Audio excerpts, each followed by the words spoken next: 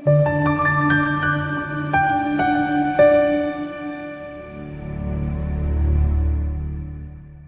kwento akwazi ukukhuluma nawe ku-channel kama upastor ngi-channel inyoflake sicela ke la wenza ukubaleka nokufanele ngabe ukusubscribe ukulike nokuba yilunga lale channel ukuyikhulisa ngokuthi unikele mawuyilunga le channel please njalo ngenyanga lokho kwenza ukuthi ucontribute u9 so siyabonga kakhulu abantu abasubscribe ku-channel siyabonga abantu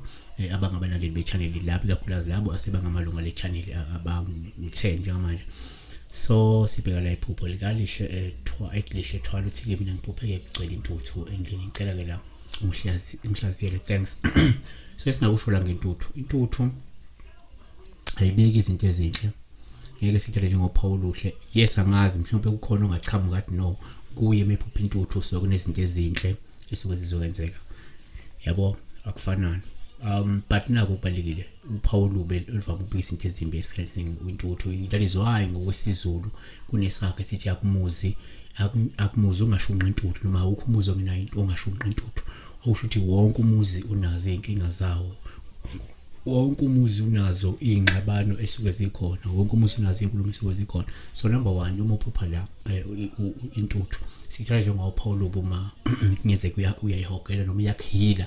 ngoba lapho lungasho nje isikhathi esinzima noma ingasho into eyincindezi noma usizi osuke eluza yabona number 2 uma uphupha futhi intuthu kuPaul ubuma ishunqa nje lungasho futhi ukuthi kwenzeka abantu abadala sebeza kabi futhi bafuna ukuxhumana nawe yabona 2 uma uphupha futhi intuthu ngaba uPaul uma ishunqa olungasho izinkinga lungasho izingxabano lungasho umsindo noma inkulumo ezifufusayo njengamanje ezingase zikhulunywe kungekudala kulelo khaya noma ke vele lapha ekhaya kuxabene ubendle yabona number 4 uma uphupha futhi intuthu sithatha njengoPaul uma ishunqa olungasho inhlupheko longasho isijeziso njengasho nempindiselo kaNkuluNkulu ngenxa yentukuthelo yakhe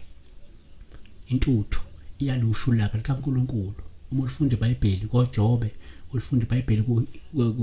kuMahubo ulifunda iBhayibheli koIsaya liyakhuluma ngentuthu ephumayo la kusuka kukhulunywa kuveza ulaka likaNkuluNkulu yabona number 5 futhi uma uphupha intuthu uphawu olubi uma ishunqa lungabe lusho nje ulaka ke manje lwapha phansi ulaka leyidalwa yayibona wayisisho lokho because kwamlilo uma ubona uyashunta into ulaka intuthu iqhamuka kuphi iqhamuka kona futhi umlilo so uma usubona lapha lento eyintuthu kungenzeka ukukhombe lolo laka ke leyidalwa lolo laka lapha phansi lolo laka lwamathongo yayibona so siyabonga ke besibheka nje udaba lwentuthu kungenzeka kuyibona intuthu endlini ngenze kuyibona intuthu emsebenzini ngenze kuyibona la uyibona khona kusho lapho leyo ndawo leyo ukuthi kuzoba nezinkinga noma kunezinkulumo kunezingxabano kunezinkulumo ngisho noma kunolaka nani suke izoba khona siyabonga be blessed